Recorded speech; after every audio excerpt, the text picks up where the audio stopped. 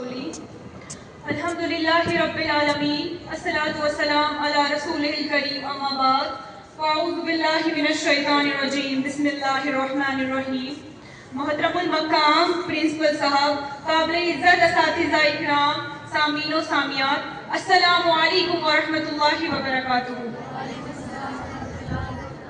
آج مجھے جس عظیم شخصیت پر بولنے کا موقع ملا ہے وہ آپ کے اور میرے محبوب، وہ آقائے دو جہاں، وہ آخری پیغمبر اسلام نبی محمد حضرت محمد صلی اللہ علیہ وآلہ وسلم ہے.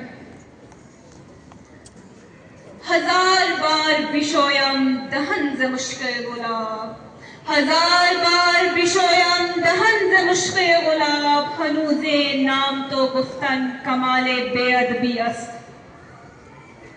معزز سامعین، یہ 12 ربیع الاول کا مہینہ، کل 12 ربیع الاول کی 12 تاریخ، یہ وہی تاریخ ہے جب پوری دنیا کی سرزمین پر جہالت کا پرچم لہرا تھا، ظلمت سر سے اوپر چڑھ گئی تھی، ظالم اپنے ظلم سے پیچھے نہ ہٹ رہے تھے، جہاں مظلوموں کا قتل کیا جا رہا تھا، جہاں معصوم بچیوں کو زندہ درگور کر دیا جاتا تھا، جہاں عورتوں کے حق کو پامال کر دیا جاتا تھا، جہاں یتیموں کو بربادی اور ظلم کو سہلے قرار دیا جاتا تھا. میرے عزیز ساتھیوں، تب اللہ تعالیٰ نے، تب میرے خدا نے، تب میرے رب ذوالجلال نے آپ کے اور میرے رسول پیغمبران اسلام حضرت محمد صلی اللہ علیہ وآلہ وسلم کو سرزمین پر اتارا، رحمت للعالمین بنا کر، چراغ بنا کر، وہ چراغ جو قیامت تک نہ کوئی بجھا سکے گا، نہ بجھا، انشاءاللہ نہ کبھی بجھے گا. تب میرے نبی نے جب دنیا میں اپنے قدم جما لیے تو میرے نبی نے دنیا کو اس قدر انقلاب بدل دیا کہ آج بھی دنیا کی سرزمین ایک آواز سناتی ہے. میرے اور آپ کے نبی حضرت محمد صلی اللہ علیہ وآلہ وسلم جب دنیا میں تشریف لائے، انہوں نے یہ نہیں دیکھا کہ کون کس طبقے کا ہے، کون کس مذہب کا ہے، کون کس ریلیجن سے آتا ہے، بلکہ ان کو رحمت للعالمین بنا کر بھیجا گیا تھا. رحمت للعالمین کا مطلب ہے پوری انسانیت کے لیے رحمت بنا کر بھیجا گیا تھا.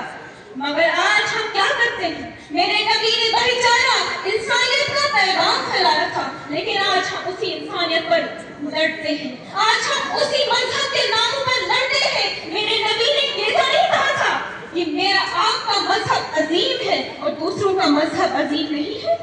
میرے نبی نے بھائی چارے کو آگے بڑھایا، جس کی وجہ جس پر آج ہم لڑتے ہیں. کیا یہ میرے نبی نے کہا تھا؟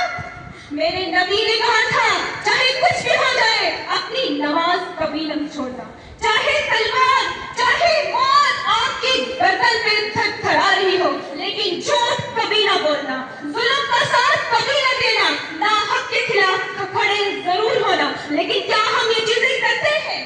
ہم اس عظیم سکول میں تو پڑھتے ہیں، اس عظیم انجمن میں تو تعلیم حاصل کرتے ہیں، لیکن کیا یہاں پر سارے پڑھنے والے بچے پانچوں سے نماز ادا کرتے ہیں؟ نہیں.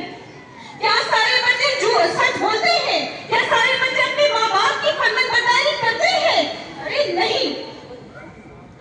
آج ہماری سوسائٹی میں ایک چیز عام ہو گئی، اینزائٹی، ڈپریشن، ٹینشن.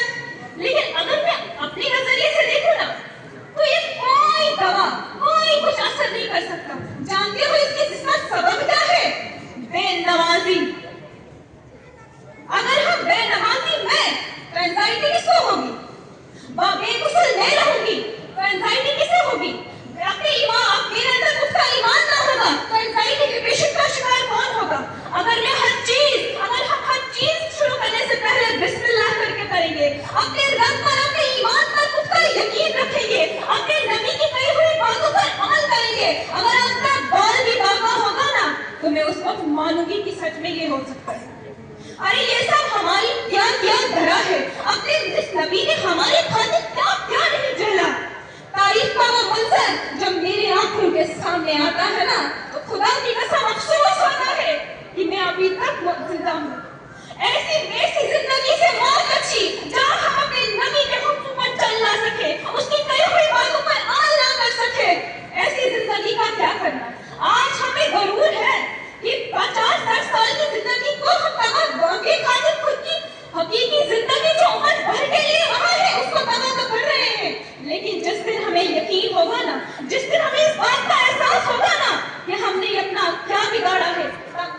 دیکھنا, اب میں دیکھوں گی جب ہم بھکاریوں کی طرح کبھی ایک کے پاس تو کبھی دوسرے کے پاس اپنی معافی کی طلب کریں گے, تب بھی وہی تب بھی وہی میرا رسول حضرت محمد مصطفیٰ صلی اللہ علیہ وسلم جہاں نفسی نفسی کا عالم ہوگا تب بھی کہیں گے امتی امتی امتی. وہ امت جس نے احسان فراموشی کی, وہ امت جس نے کبھی اس کے حکم کی تعمیل نہیں کی, وہ امت جو نماز نہ پڑھ سکی, اسی امت کی تعریف داری کریں گے.